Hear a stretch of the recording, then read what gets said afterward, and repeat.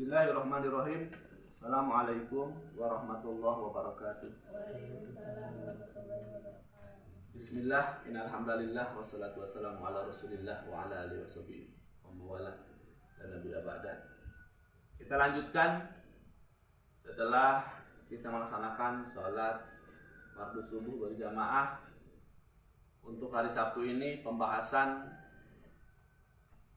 tentang hadis mahfudhat dan doa. Abi akan paparkan dulu makna daripada hafalan-hafalan kita untuk hadis mahfudhat dan doa tersebut. Oke, untuk hadis yang keberapa lagi yang belum? Hadis kelima, silakan. Apa hadis yang kelima? Qala Rasulullah sallallahu alaihi wasallam,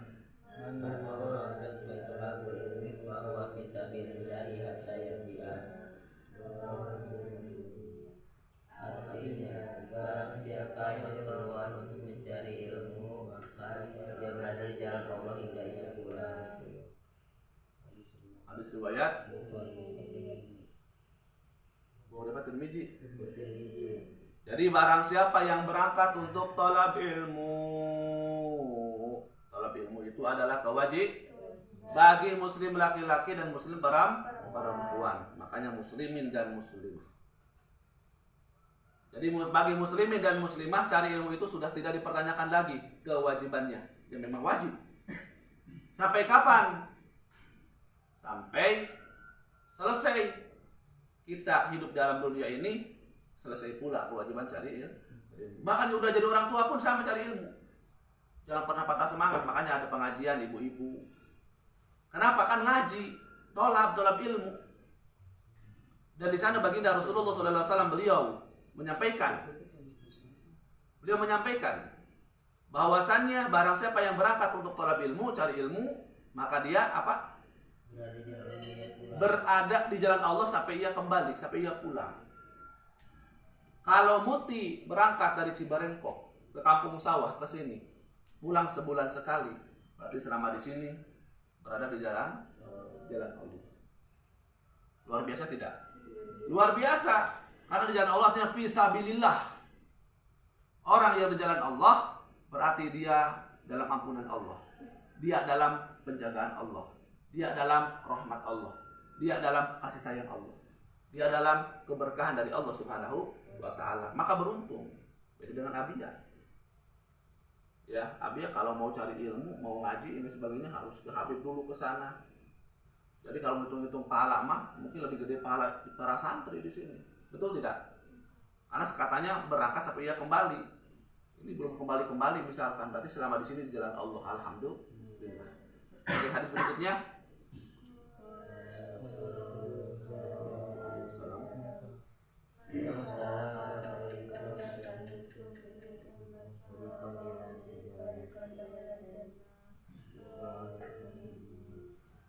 Artinya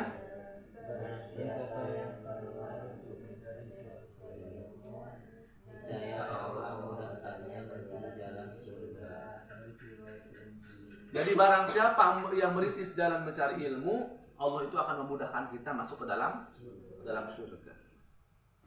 Tentunya ilmu yang baik tidak hanya mendapatkan pahala sebatas pahala doang. Tidak tahu wujudnya seperti apa. Kita sebagai manusia tidak bisa menerka-nerka ya wujud pahala seperti apa. Kayak pulsa. Beli pulsa keluar uang, nggak tahu bentuk pulsa seperti apa. Betul tidak? Kayak sinyal, nggak bisa digambar kita. Paling lamun ada di HP, bentuk kayak tiang listrik aja paling. Ya, sinyal. Atau paling ada muncul di sana itu seret-seret dari kecil besar, gitu ya. Jadi orang yang mencari ilmu itu maka akan diberikan kemudahan menuju surga. Karena sesungguhnya surganya di dunia bagi orang-orang muslim adalah ketika dia semangat mencari ilmu. Disinilah tempatnya surga. Kan disebut-sebut dengan madrasatul ilmu. Madrasahnya ilmu, tempatnya talab ilmu. Maka beruntung orang yang meniti jalan, merintis untuk cari ilmu. Maka sesungguhnya dia sedang diberikan kemudahan oleh Allah kelak ketika menuju ke dalam surga.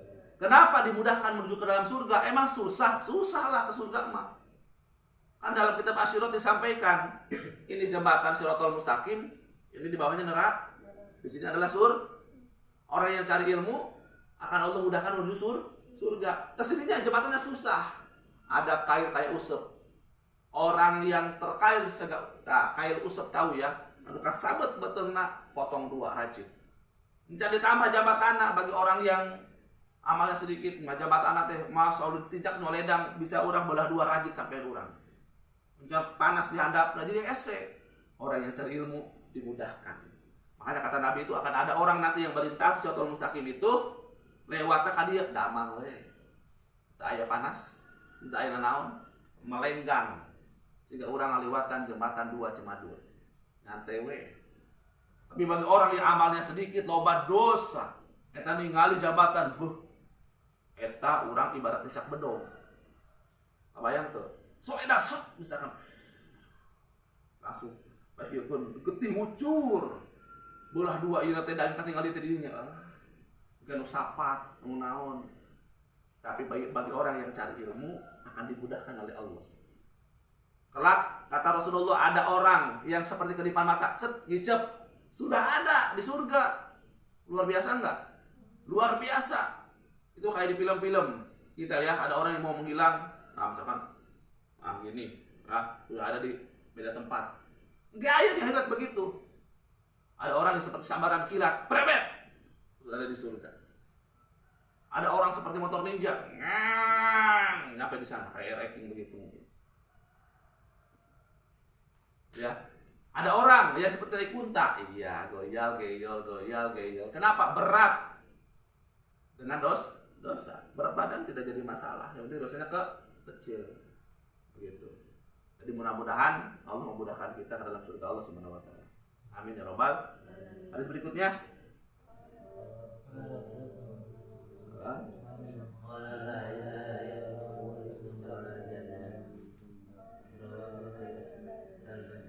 Artinya barang siapa mengucapkan tiada Tuhan selain Allah dengan ikhlas pasti masuk surga.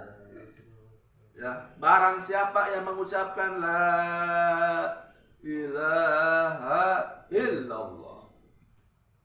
Pertama, ulama mengatakan barang siapa yang membaca lafaz tahlil la ilaha illallah, membaca lam alifnya dipanjangkan, maka diampunilah 4.000 dosa besar.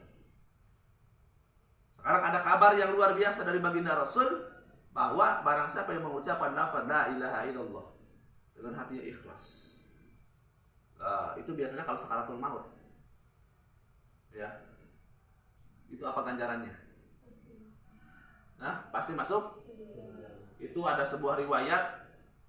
Jadi sebanyak apapun dosa manusia, ketika dia sakaratul maut, kemudian dia baca la ilaha illallah, maka dia tidak hanya pasti, tapi kudu wajib masuk ke dalam surga. Subhanallah. Ya. Pertanyaannya gimana nih caranya supaya kalau kita meninggal itu, sebelum meninggal kita ingat sama Allah? Caranya adalah dengan perbanyak sholat, zikir, dan cari ilmu. Perbanyak sholat, sholawat. Apapun yang kita baca ada lafaz lam jalalah, maka kita akan jadi kebiasaan kita. Orang yang sudah bisa silat mut, ketika ada anu ngaruasan, hei, langsung kieu bae. Betul enggak? Karena dia spontan, refleks. Orang yang bisa silat, ketika dia ada anu ngajobetahkeun di tukang, dor, langsung begini saja. Begitupun orang yang rajin baca la ilaha illallah, la ilaha. Jual malaikat, la ilaha illallah. Hawa kuruwas. Kenapa? Terbiasa baca la ilaha illallah. Orang yang latah, dia suka nyanyi, maka dor tiba-tiba anu ngaruwasan tukang, pasti yang terucap adalah nyanyian. Hatinya kotor, dor direwaskeun, yang keluar adalah bahasa-bahasa kotor karena kebiasaan. Makanya kata baginda Rasul, seseorang akan meninggal sesuai dengan kebiasaannya. Abia, teman saya biasanya dia itu kalau malam begadang terus, sholat malam enggak, sholat isya komo, main gaple baik, tapi dia meninggalnya pengen di masjid, mustahil kalau melihat secara logika dan zahir.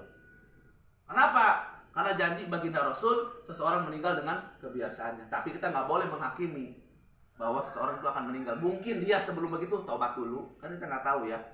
Karena ada orang, dulu itu ada orang di perempuan, nih ada seorang perempuan, dia suka berzina, dia jadi pelacur, atau pelacur, ya. Jadi dia menjual dirinya pada laki-laki hidung belang, bukan belang kayak dia pada hidungnya bukan, tapi matanya jelalatan, bukan jelalatan begini. Tapi dia ke laki-laki yang begitulah. Tapi tidak semua ya, tidak semua laki-laki buaya. Nah begitu ya, kebanyakan kudanil. Gitu ya. Itu ada perempuan, dia seorang pelacur. Dia butuh uang, dia menggadaikan, dipegang-pegang sama orang. Sekali pegang goceng. Lu mau nggak lu? Jangan ya. Yang boleh itu hanya satu, siapa? Diri sendiri. Yang suami baik, emang mau sama suami pegang. Siapa apa enggak ini dipegang? Kebetulan gitu, langsung dia baik. Ini mau laki suami, suamiku ayo. Mual, pasti era nanti. Ya, memang yang paling hak adalah suami. Silakan pilih. Suaminya pilih yang mana ini ya? Jadi kalau buat suami mah semuanya harus ridho. Yang betul ya? Suami apa sih? Gitu ya. Harus ikhlas begitu ya. Kalau sudah di suami dan begitu pun suami kata istri. Bedol gitu ya. Suami udah gitu ya. Nah, harus ikhlas juga sama. Begitu ya. Nah, pelacur ini dia meninggal dunia. Orang-orang pun enggan malas nolakkan lagi. Ini mah pelacur. Apalagi seorang istri. Suami saya pernah diganggu sama pelacur ini nih. Padahal mah suaminya yang suka mengganggu. Kan nggak tahu juga ya. Laki-laki mah kadang-kadang SSTI. Suami-suami takut istri di rumah, di luar mah jadi buaya. Ya, istrinya nggak ada, di luar mah wah pokoknya nama eta mah apel nganjang kemana-mana. Ketika meninggal dunia si pelacur ini, kok tiba-tiba dari liang lahatnya itu ada cahaya yang terang. Sudah pernah dijelaskan belum? Cahaya yang terang, set menyinari. Eta tukang kali kubur sampai kieu. Silau men. Mengalas begitu ya. Wah, mau nama. Jadi si jenazah udah dimasukkan tiba-tiba bright cahaya. Ya gitu. Tapi ulah sampai nang cahaya, mas terkotak aja sih. Mulai lampu udah terkontak. Aya KWH naon gitu ya, hurung lampu. Itu cahaya dari alam kubur. Ya, maka semua kaget. Muncul aroma yang wangi, semerbak. Masyarakat semakin bingung, nyacaan, nyasengit. Padahal dia pelacur. Orang yang berzina satu kali gak diterima amal ibadah selama 60 tahun. Ada yang mengatakan 70 tahun. Kamu eta mun berzina. Wong apoe buang. Kabeunah anu aya. Itu ya. Tapi kok bercahaya kuburnya? Ada apa yang terjadi? Ya. Maka ya, setelah dikubur selesai, bertanyalah kepada keluarganya. Si Fulan bin Fulan, ya Fulanah binti Fulan, dia seorang perempuan, dia suka tukang zina. Nanya ke keluarganya, kenapa kuburnya bisa menyala dan wangi? Menyala dan wangi, bercahaya, itu hanya golongan ahli surga saja. Bayangkan, hanya golongan. Jadi orang pengalian ya, ayat ulama atau naon baik. Qadarullah misalkan bercahaya dan aromanya wangi sekali, maka udah jelas dia pasti golongan ahli surga. Ya. Kemudian keluarganya menjawab, ya. Sesungguhnya betul dia seorang pezina, dia seorang pelacur. Ya, kemudian dia diberikan sakit oleh Allah. Dia sakit, kemudian tidak bisa berzina lagi. Semenjak itulah dia siang dan malam sholat taubat. Sholat zina, sholat taubat. Karena kenapa dia berbuat sholat sunah taubat? Karena dia berbuat Ya, yang berbuat dosa supaya bersih. Maka sholat sunnah kita mah tidak berzina, tapi sholat sunnah supaya semakin supaya jadi ahli paham kira-kira ya. Jadi yang tukang zina saja sholat sunnah taubat bercahaya. Anu kotor, mau urang beranu dalam dosa gede. Jadi urang tara zina gitunya. Tetap sholat sunnah taubat, alhamdulillah supaya semakin bersih. Gitu ya. Lalu kenapa dia tidak bilang kalau dia sudah bertaubat? Ya, jadi si perempuan ini ya itu nggak bisa berzina lagi. Dia diberikan ujian oleh Allah sakit sehingga nggak bisa melayani laki-laki. Kemudian dia bertaubat kepada Allah, malam sholat tahajud nggak pernah berhenti, ya mulai nggak pernah berhenti baca Quran, tapi lalaunan agar neng gitunya sholat rajin taubat. Ya, lamun keluar ti imana, nya nek kawarung nek meuli asin meuli minyak, eta udah dicarekan ku masyarakat, didegulkeun teh ya, dipitnah teh ya, dikata-katain yang kasar, dosa kamu, wah perempang, gitu ya, dosa kamu tol, gitu ya, kamu ibu-ibu mah, lolobana, repeh curi, ya, tengah lawan, ya, balik ke imah, dia sholat, dia ngaji, ibadah, zikir kepada Allah, banyak sholawat kepada Allah, ya, sholawat kepada Rasulullah, bukan kepada Allah, ya, sholawat kepada baginda Rasulullah Shallallahu Alaihi Wasallam. Orang nggak tahu kalau dia sudah bertaubat. Orang nggak tahu kalau dia sudah dapat tidak. Orang nggak tahu kalau dia sudah jadi orang Orang nggak tahu kalau dia sudah jadi ahli ibadah. Udah dibeja-beja ke batu. Itu rahasianya. Lamun orang rajin ibadah udah beja-beja ke batu. Kecuali orang naik ngajak. Nah, singkat cerita, ya itu. Orengan mah secara diam-diam dia diterima taubatnya oleh Allah. Dia diam-diam bertaubat dan Allah. Ada kok orang yang bertaubat tapi ada dalilnya diterima saking koloba dosana. Ya cuman memang orang yang bertaubat akan langsung Allah terima secara itu. Karena kenapa? Ciri-ciri orang bertaubat yang pertama adalah menyadari kesalahannya. Sadar. Eta urang hayang taubat tapi tersadar. Saya itu loba dosa sayang. Saya mau orang baik. Ya, itu tidak sadar. Padahal kita yang ngebentak guru, ngebentak orang tua, berbohong ke guru, ke orang tua, jahat sama teman, bergibah, itu dosa semua. Makanya Abia juga banyak dosa sama. Tapi kumaha carana dosa diampuni? Kita sholat sunnah taubat tiap malam. Alhamdulillah. Kita nggak pernah berhenti ya selama ini ya. Betul nggak? Kenapa alasannya? Karena kita harus menyadari. Abia mah kalau sebelum sholat ingat. Alah Abia memang temali. Abia memang tidak berzina. Abia memang tidak main judi. Tapi kadang hati Abia suka sujon sama orang. Itu dosa. Dosa nggak? Kadang-kadang Abia magahan santri nyeletuk, tersinggung santri. Eta dosa. Kadang-kadang Abia ngomongkeun santri anu di luar. Ya, padahal tujuannya baik tapi tetap aja Abia ngomongkeun dosa gibah itu. Ya, makanya kata Abia mah geus loba dosaan. Makanya kita tiap malam yuk sholat sunnah taubat. Ya, ciri orang yang diterima taubatnya adalah menyadari. Setelah menyadari, kata ulama, menyesali. Sadar ya Abi loba dosa. Ya Allah, Abi kadung ya Allah. Menyesali. Dan ciri bertaubat yang paling sempurna disebut dengan taubatan nasuha adalah jangan pernah mengulangi kembali. Abia, tapi kalau terlanjur beda. Orang yang terlanjur kagok dengan orang yang sengaja berbuat dosa beda. Beda itu. Ya, makanya orang yang terpaksa, terlanjur, orang yang tidak tahu, tidak berdosa. Lihat kitab Arba'in Nawawi. Ya, hadis baginda Rasul. Orang yang tidak tahu, orang yang dipaksa, itu kategori orang yang tidak berdosa. Jadi apa teh ya? Eta nginum. Cenah yuk teh cenah. Orang anggur merah. Orang kolesterol, lek segernya, seger. Itunya. Padahal satu tetes miras minuman keras masuk ke leher, tenggorokan, setetes celek saja. 3 hari 3 malam ibadahnya tidak diterima oleh Allah Subhanahu wa taala. Tapi kita nggak tahu. Kalau segelas saya kurang, dikira teh manis, seger. Perasaannya teler habis eta, hayang aduh mana itu. Yang baraba teh ya. Orang yang mabok nggak tahu. Kalau yang namanya dicelok dengan aturan anak misalkan. Jadi si perempuan ini bertaubat kepada Allah, ya hingga taubatnya alhamdulillah diterima oleh Allah. Maka ketika dikuburkan, meskipun dia dikenal dengan perempuan yang pernah berzina, pelacur, mengganggu suami orang, dia menjadi apa tuh kalau orang ketiga teh namanya pelakor.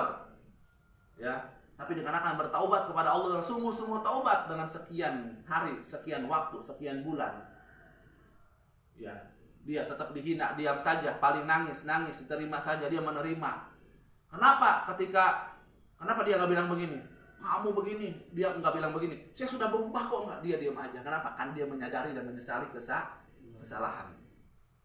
Makanya Allah diterima taubatnya.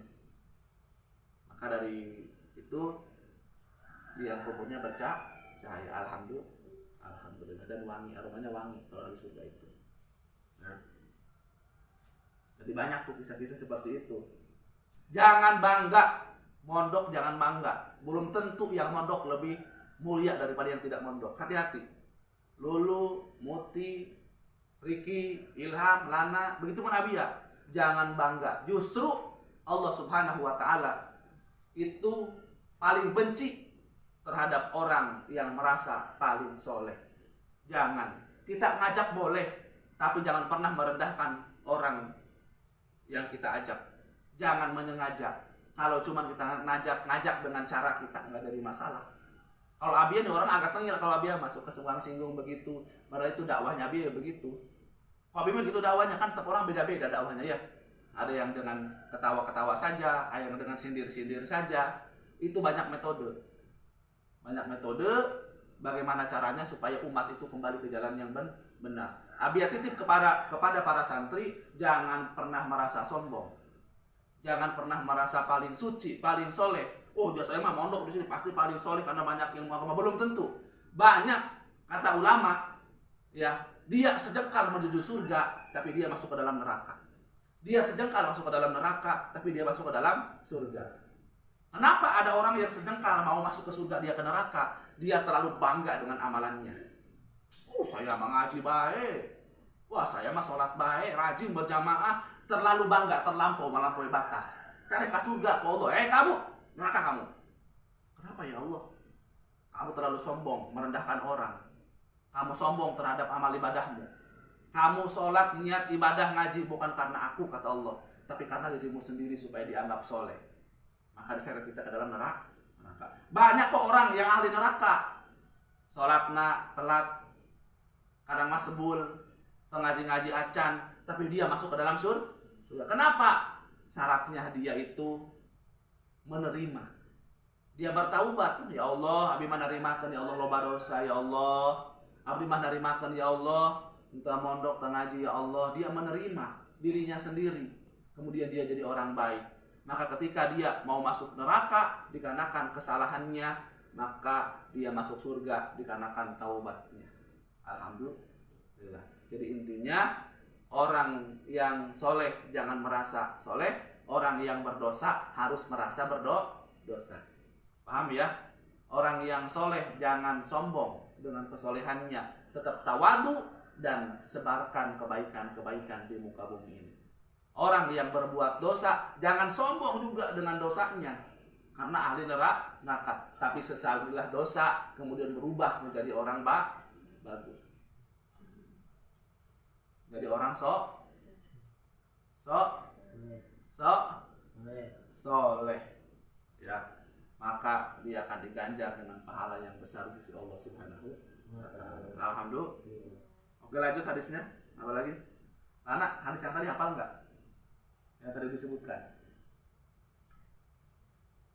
Hadis yang tadi? Hafal enggak? Berarti enggak hafal, udah sampai sana dulu berarti ya. Sekarang masuk ke mahfudot, kita tuntaskan dulu semua. Sekolah hari ini jam berapa masuk? 7:30. Ini sebenarnya enggak ini. Oke, piket ya. Oke, nanti kita bahas lagi. Mohon maaf ya untuk surah hafalannya. Abi ya ditunda dulu. Abi juga mau pikir-pikir lagi ini hafalannya. Kan beda-beda ya kemampuan ininya. Ini kalau dibarengkan semua, sayang yang udah hafal nggak naik-naik nanti ya. Tapi ini nggak apa-apa, Lana ditinggalin ya. Yang berenang paling baru kan di sini ya. Ini duluan siapa? Ini Riki. Iya, ya. Berarti ini wajar aja yang paling akhir ya hafalan ininya. Ini harus lebih tinggi daripada Lana. Ini harus paling tinggi dari semua. Semil keholot dulu. paling lilati dia nah. Jadi kalau yang lain ini 15 misalkan ya, ini 15, misalkan 15 ini 16, ini 25 gitu. Jadi mateng lah. Malam hari ini menghafal sebanyak-banyaknya. Kita Sabtu ya, ada kegiatan apa hari Sabtu. Kecuali yang kegiatan 2 mungkin ya. Nanti semuanya kemarin jalan kegiatan di sini Jumat. Oh, free ya, yang pagi-pagi. Enggak juga ya. Dari pagi sampai Alhamdulillah. Oke, demikian dapat Abia sampaikan. Mohon maaf atas segala kehilapan kesalahan. Ya, kita mulai hari ini semangat terus berdakwah, ajak teman-teman untuk sama-sama menikmati thalab ilmu. Kita dakwah itu harus merangkul, bukan memukul. Ya, paham ya? Semangat terus. Mudah-mudahan kita semua, baik yang mondok ataupun yang tidak mondok, baik orang yang mendukung pondok kita ataupun yang tidak mendukung pondok kita, orang yang sayang dengan kita ataupun orang yang tidak sayang kepada kita, kita doakan mudah-mudahan kita dan semuanya diampuni oleh Allah Subhanahu wa taala. Amin ya Allah ya rabbal alamin. Alhamdulillahirabbil alamin. Subhanaka Allahumma wa bihamdika asyhadu an la ilaha illa anta astaghfiruka wa atubu ilaik. Undur maqala wa la tandur maqala ihdinas siratal mustaqim. Wassalamualaikum warahmatullahi wabarakatuh.